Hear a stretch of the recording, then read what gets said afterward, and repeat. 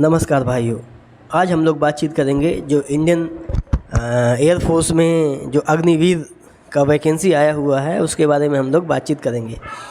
भारतीय वायुसेना Indian air force invites online application from unmarried Indian male and female candidates for selection test for Agniveer Vayu intake 02/2025 under Agnipath scheme.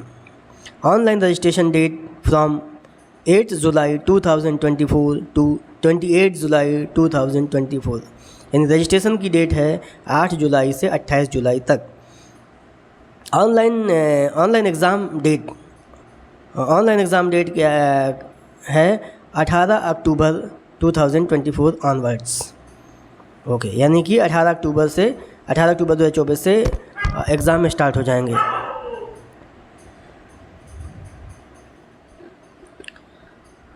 Agniveer Vayu intake 02/2025 selection in the Indian Air Force in fair and transparent and the merit only। इसमें mainly उसका कहने का मतलब है कि ये जो यहाँ पर कोई भी फ्रॉड नहीं होता है, केवल ट्रांसपेरेंट रूप से होता है। आगे बातचीत करते हैं। पहले पॉइंट पर हम लोग बातचीत करते हैं। उसमें इसको हम लोग जूम कर देते हैं क्योंकि बहुत ही छोटा छोटा लिखा हुआ है। जूम करने के बाद आते हैं हम लोग इधर, ये आगे हम लोग देखते हैं कि pursuant to the new HR methodology of the induction of Agniveer Vayu under Agnipath scheme aimed to provide the opportunity to nation's youth to experience military way of life for the period of the 4 years। कुल मिला कहने का मतलब है कि यहाँ पर अग्निवीर के मैथोडोलॉजी के हिसाब से हम लोग अग्निपथ स्कीम के अंतर्गत 4 साल का मौका देते हैं मिलिट्री लाइफ का एक्सपीरियंस लेने के लिए। Indian air force invites the online application from unmarried Indian male and female candidates for selection test from the 28 October 2024 onwards to joining the IAF as the Agniveer Vayu. Online application और unmarried female और male दोनों candidates के लिए है। Condition है unmarried होना चाहिए, married नहीं होना चाहिए। नेक्स्ट आगे क्या बात करें, the selection test is not for selection as a commissioned officers, pilots, navigators, airman. मतलब जो सिलेक्शन टेस्ट हो रहा है ये आपको कमीशन्ड ऑफिसर्स, पायलट, नेविगेटर और एयरमैन नहीं बना रहा है, ठीक है ना। ये कमीशन्ड ऑफिसर, पायलट्स, नेविगेटर और एयरमैन के लिए सिलेक्शन टेस्ट नहीं है। नेक्स्ट सेकंड नंबर पर हम लोग बातचीत करेंगे। Application required to filled only online by the candidates and detail instructions to fill up the same are available at http://agnipatvayu.cdac.in। The examination is valid for Agniveer Vayu Intake 02/2025। Online registration क्या है इसमें, क्या online registration shall commences in 11 hour on 08 July in 8 July 2024 and will close at 23 hour on 28 July 2024। क्या कह रहा है कि 8 जुलाई 11 बजे से, यानी कि आज 11 बजे से फॉर्म स्टार्ट हो चुका है। ओके, और वो 28 जुलाई की रात 11 बजे तक फॉर्म भरा जाएगा। Online registered applicants shall be accepted application, और केवल ऑनलाइन माध्यम से ही एप्लीकेशन एक्सेप्ट किए जाएंगे। ओके, आगे बातचीत करते हैं। Candidates are advised to register the earliest opportunity as no extension of the registration dates will be accommodated। Candidate को सलाह दी जाती है कि जल्दी से जल्दी आप रजिस्ट्रेशन कर लें। आगे रजिस्ट्रेशन डेट आगे एक्सटेंशन नहीं होगा। एज क्राइटेरिया की बात करें, date of birth block, candidate born between the 3 July 2024 and 3 January 2028 both dates inclusive age are eligible to apply. Candidate का जन्म 3 जुलाई 2004 से 3 जनवरी 2008 के बीच होना चाहिए। दोनों ही डेट क्या है, इंक्लूसिव हैं, यानी दोनों को लेकर। In case the candidates clears all the stages of the selection procedure, then the upper age limit as on date of enrollment should be 21 years. जब सारा सिलेक्शन प्रोसीजर ख़त्म हो जाता है प्रोसीजर, तब एनरोलमेंट के समय आपका डेट 21 साल से ज़्यादा नहीं होना चाहिए. Marriage registration and pregnancy, only unmarried candidates male and females. इसको हम लोग सीधे से बात करते हैं कि व्यक्ति क्या है, अनमैरिड होना चाहिए और फीमेल कैंडिडेट के केस में प्रेगनेंसी नहीं होना चाहिए. नेक्स्ट आगे बातचीत करते हैं. नहीं तो अगर ऐसा कुछ है तो आपको सर्विस से डिस्चार्ज कर दिया जाएगा. नेक्स्ट बात करते हैं educational qualification. Science and subject, candidate should have passed intermediate 10+2 equivalent examination with mathematics, physics and English from the education board recognized by the central, state and UT with minimum 50% mark in the aggregate and 50% mark in English. मतलब व्यक्ति को, candidate को intermediate 10+2 examination में physics और math से होना चाहिए और कम से कम 50% होना चाहिए और इंग्लिश में भी 50% मार्क होना चाहिए. नेक्स्ट, अथवा आपके पास इसके अलावा भी अगर कोई दूसरी क्वालिफिकेशन है वो नीचे दी गई है, वो क्या है इसके बारे में हम बातचीत करते हैं.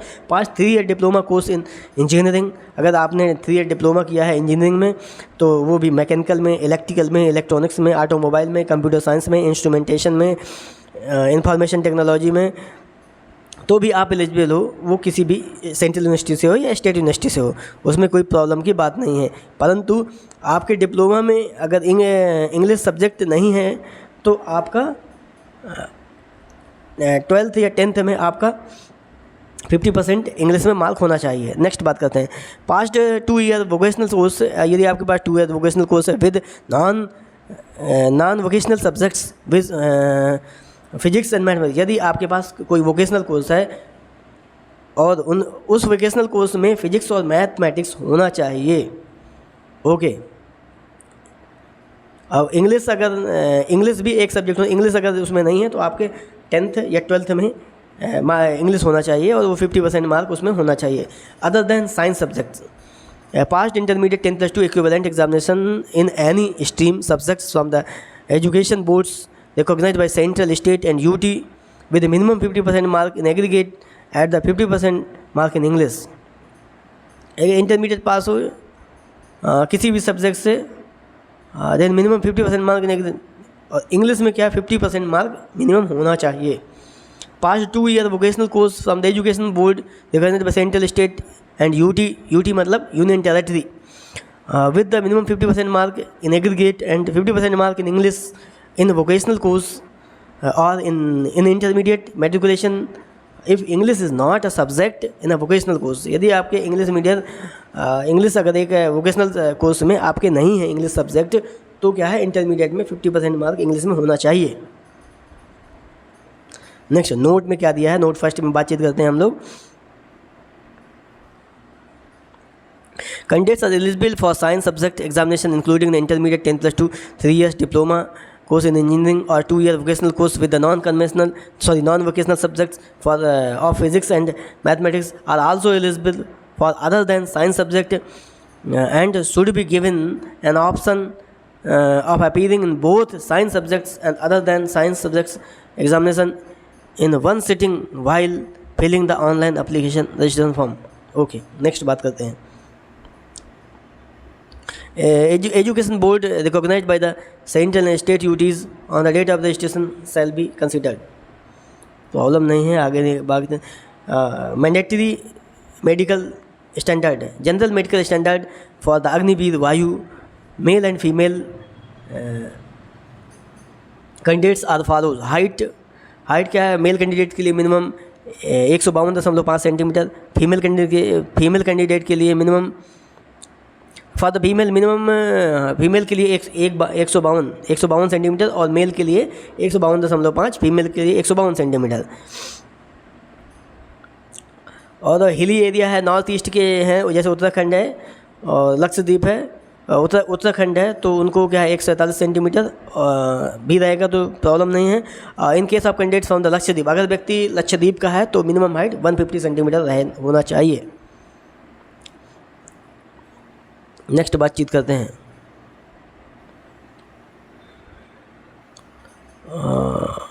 हाँ नेक्स्ट अब वेट में क्या क्या कह रहा है, proportionate to height and age, और हाइट और एज के हिसाब से आपका वेट होना चाहिए। आगे बातचीत करते हैं। नेक्स्ट नंबर में अब आते हैं चेस्ट के बारे में बात करें। चेस्ट क्या है? For the male candidates the chest wall should be well proportioned and well developed. Minimum chest circumference should be 77 centimetres. जो चेस्ट का जो सर्कम्फरेंस है वो क्या है, मिनिमम 77 सेंटीमीटर होना चाहिए। And the chest expansion should be at least 5 centimetre, और चेस्ट का एक्सपेंसन जो है फुलाव कम से कम 5 सेंटीमीटर होना चाहिए। For the female candidate the chest valve should be well proportioned and well developed with the minimum range of expansion of 5 centimetre. तो female के लिए, कैंडिडेट के लिए एक्सपेंसन 5 सेंटीमीटर है, और उसमें मिनिमम कुछ नहीं दिया गया है कि आपका मिनिमम इतना सर्कमफरेंस होना चाहिए। नेक्स्ट बात करें हियरिंग प्रोसेस का आपका नॉर्मल होना चाहिए। दांत आपके जो मसूल है यानी गम्स हेल्दी होना चाहिए। दांत आपका क्या गुड सेट होना चाहिए, इधर तितर बितर नहीं होना चाहिए आपके दांत। नेक्स्ट बात करते हैं visible acuity 6/12 each eye, correctable to 6/6 each eye. Maximum limit of the refractive error hypermetropia plus का 2 डायोप्टर, मायोपिया 1 डायोप्टर, और including plus minus 0.50 dioptre. Astigmatism, colour vision CP second, corneal surgery note, इसके general health problem नहीं। Next बात करते हैं आगे gender. Okay, problem नहीं, इसके बारे में हम लोग बातचीत कर चुके हैं। Pregnancy for the females, body tattoo, permanent body में कोई भी परमानेंट टैटू नहीं होना चाहिए, वो किसी भी। आगे term and conditions, term and condition जो जानना बहुत ज़रूरी है, उसके बारे में बातचीत कर लेते हैं। Agniveer will be enrolled in the Indian air force under air force act 1950 for the period of 4 years. Agniveer जो है इंडियन एयरफोर्स 1950 के अंतर्गत 4 साल के लिए बॉन्ड किया जा रहा है, ठीक है। अग्निवीर वायु would form the distinct rank in the Indian air force different from the any other existing rank. जो अग्निवीर है जो ये तो बिल्कुल अलग रैंक है जो इस समय इंडियन एयरफोर्स में अवेलेबल रैंक है, उनसे ये डिफरेंट है। Indian air force is not obliged to retain Agniveer Vayu beyond the engagement period of the 4 years, मतलब 4 ईयर्स के बाद आगे नहीं बढ़ा सकता है। नेक्स्ट बात करते हैं। ऑब्लिग्ड मीन्स कुल मिला के ये कह रहा है इंडियन एयरफोर्स 4 साल के बाद एंगेजमेंट पीरियड से आगे बढ़ाने के लिए बाध्य नहीं है। नेक्स्ट बात करते हैं। On the completion of 4 year service based on the organisation of the requirements and policies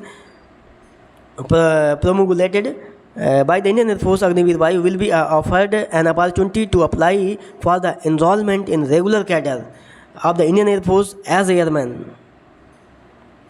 जब आपका 4 साल कंप्लीट हो जाता है तो केवल 25% कैंडिडेट्स को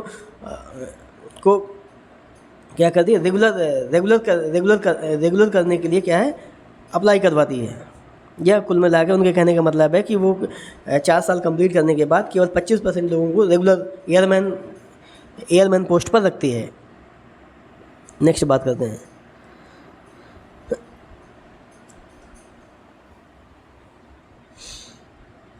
training on being enrolled, Agniveer Vayu will be imparted military training based on the Indian Air Force requirements. Leave, grant of leave will be subject to exigencies of the Indian Air Force. The following leave is applicable for Agniveer Vayu during the engagement period: annual leave 30 days per year, sick leave based on the medical advice by competent medical authority, medical and CSD facilities for the duration of their engagement period in the Indian Air Force. Agniveer Vayu will be entitled for the medical facility at the service hospital as well as CSD provisions. CSD provisions के हिसाब से आपके engagement period में आपको medical facilities दिया जाएगा। पे allowances and allied benefits, आपको इसमें सैलरी कितना मिलेगा वो उसके बारे में बातचीत करेंगे। Agniveer Vayu enrolled under the scheme will be paid an Agniveer package of 30,000 per month. आपको पर मंथ के लिए पैकेज है आपका with a fixed yearly increment, जो और yearly increment fix yearly increment भी है। In addition risk and hardship allowances as applicable in IF। In addition risk and hardship allowances as applicable in IF, जैसा कि आगे जो उसमें क्या है, रिस्क अलाउंस है, हार्डशिप अलाउंस है, वो भी अप्लीकेबल है। Okay, dress and travel allowances will be paid, और ड्रेस और ट्रैवल अलाउंसेस आपको दिया जाएगा। पर्क में such as ration, clothing, accommodation and leave, travel concession, LTC also be eligible shall be also provide as per the existing rule. जो rule है इस समय उन्हीं के रूल के अनुसार क्या है, आपको ये सारी सुविधाएं दी जाएंगी, यानी कि राशन है, क्लॉथिंग है, अकोमोडेशन है और लीव ट्रैवल कंसेशन है, ये सारा कुछ आपको अब एग्जिस्टिंग पॉलिसीज़ के हिसाब से दिया जाएगा। Terminal benefits Sevanidhi package, Agniveer Vayu will be given one time Sevanidhi package comprising of their monthly contribution along with the matching contribution by the government on the completion of their engagement period as indicated below। जो आगे नीचे बताया जाएगा कि सेवानिधि दिया जाएगा, पहले तो आपका जो मंथली कंट्रीब्यूशन रहेगा और along with the matching contribution by the government, और उतना ही गवर्नमेंट आपको उसमें सेवानिधि पैकेज में क्या है जमा करेगी। ओके, उसके बारे में आगे बातचीत करते हैं कि वो क्या बोल रहा है। हाँ, ये दिया हुआ है, ये बहुत ही ज़रूरी है बातचीत करना कि आपको सैलरी क्या मिलेगा, उसके बारे में बातचीत करते हैं। Year customised package in hand 70% contribution to the Agniveer Corps Fund 30% and contribution to the Corps Fund Y। First year 30,000 customise package in hand आपको मिलेगा 21,000 और कंट्रीब्यूशन अग्निवीर कॉर्प्स फंड में 9,000 और उसके बाद contribution to the corps fund by और 9,000। तो 9,000 आपके द्वारा कंट्रीब्यूशन होगा और 9,000 कॉर्प्स द्वारा फंड किया जाएगा। सेकेंड ईयर में 33,000 और इन हैंड मिलेगा 23,000, 9,990 आपका होगा और कॉर्प्स द्वारा जमा किया जाएगा 9,990। मतलब जितना आप जमा करेंगे उतना ही कॉर्प जमा करेगी बोले तो फोर्स जमा करेगी, इंडियन एयर फोर्स जमा करेगी। थर्ड नंबर, तीसरे साल में 36,500 होगा आपका, उसमें आपको इन हैंड मिलेगा 25,550 और आपका जो कंट्रीब्यूशन होगा 10,950 और उतना ही एयरफोर्स का भी कंट्रीब्यूशन होगा 10,950। फोर्थ ईयर में आपका जो होगा 40,000 और आपको इन हैंड सैलरी मिलेगा 28,000 और फंड में आपका जो कटेगा वो 12,000 और उतना ही एयरफोर्स सबमिट करेगी 12,000। All figures in monthly contribution approximately total contribution in Agniveer corps fund 5,02,000 after 4 years। Exit after 4 years approximately 10,04,000 as the Sevanidhi package. Sevanidhi package के अंदर आपको 10,04,000 रुपये मिलेगा।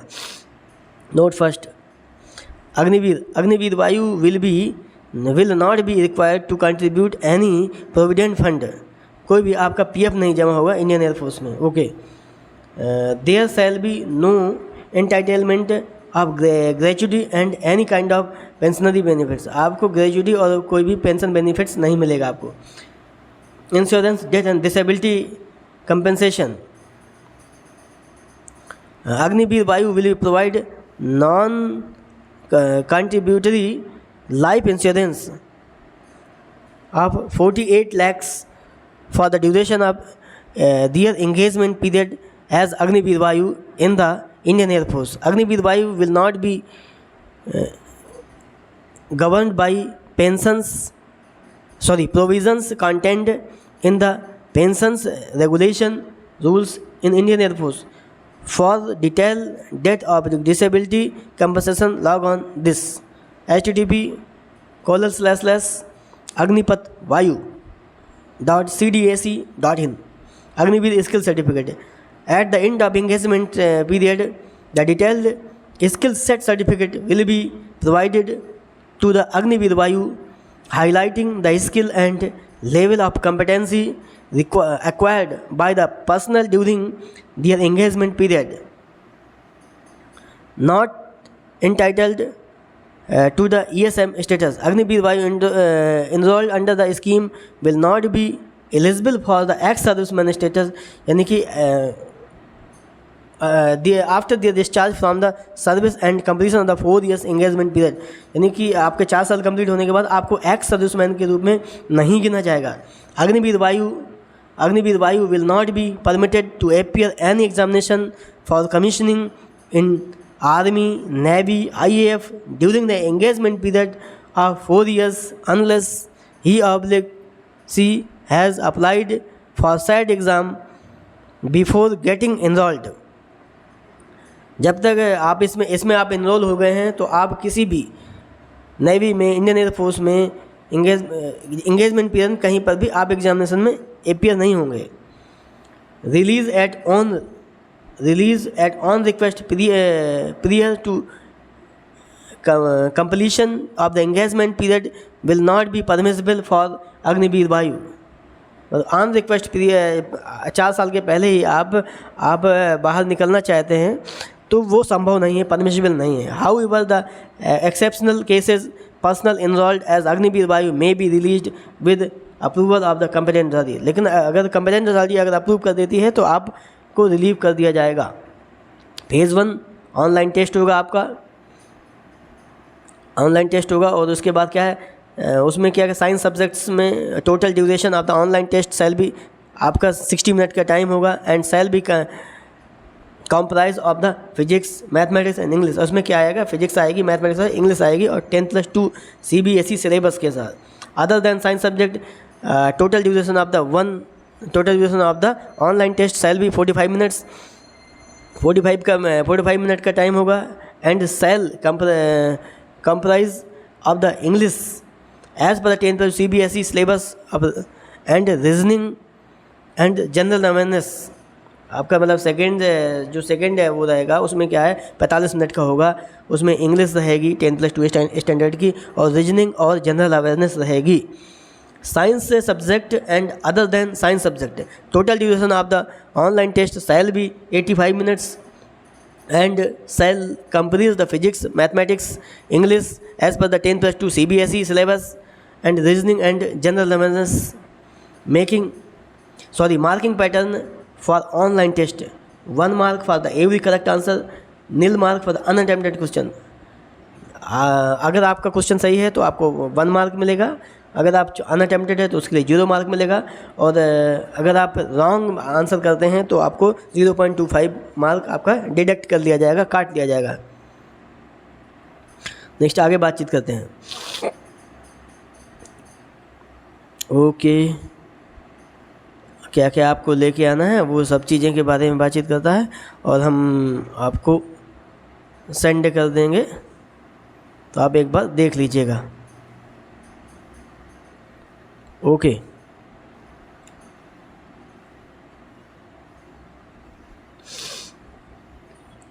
और आगे हाँ, इसके हम लोग PFT के बारे में बात करते हैं.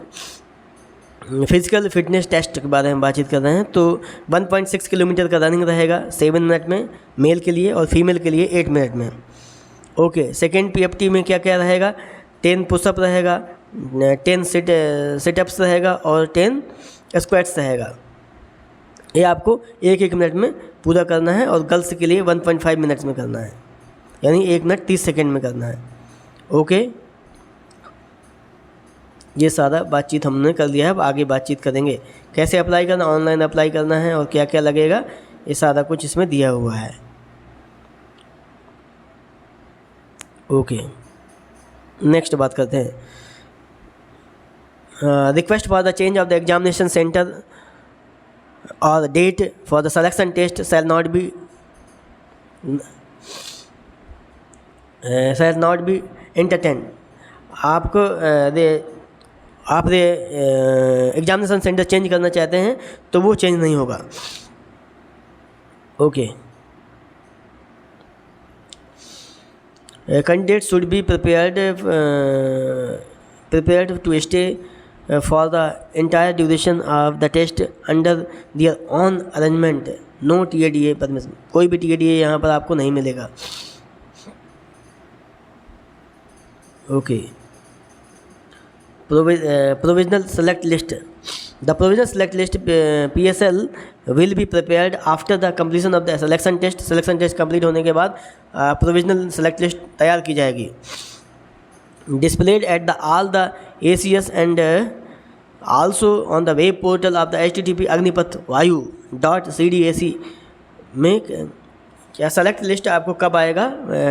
प्रोविजनल सेलेक्ट लिस्ट आएगा 14 मई 2025 को आएगा। ओके, एनरोलमेंट, आगे बात करते हैं।